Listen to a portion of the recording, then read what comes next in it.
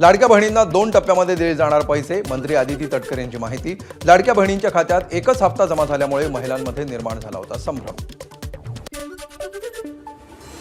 नाशिकमध्ये मंत्री गिरीश महाजनांनी घेतला कुंभमेळ्याच्या कामांचा आढावा।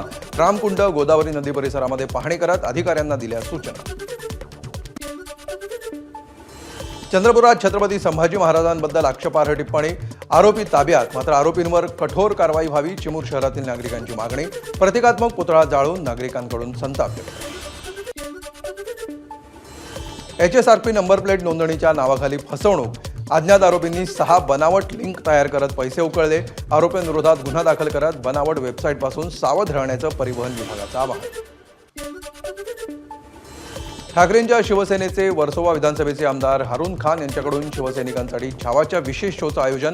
चित्रपटामधून कोणत्याही धर्माचा अपमान करण्यात आलेला नाही, हारून खान यांची प्रतिक्रिया। रत्नागिरीच्या लोटे औद्योगिक वसाहतीमधील शॉर्ट सर्किटमुळे भीषण आग। हिंदुस्तान युनिलिव्हर कंपनीच्या गोडाऊनच्या बाहेरील ट्रान्सफॉर्मरमध्ये स्पार्किंग झाल्यामुळे आग लागल्याची माहिती। पंतप्रधान नरेंद्र मोदींनी एम्स रुग्णालयात जाऊन घेतली उपराष्ट्रपती जगदीप धनखड यांची भेट। धनखड यांच्या तब्येतीची केली चौकशी।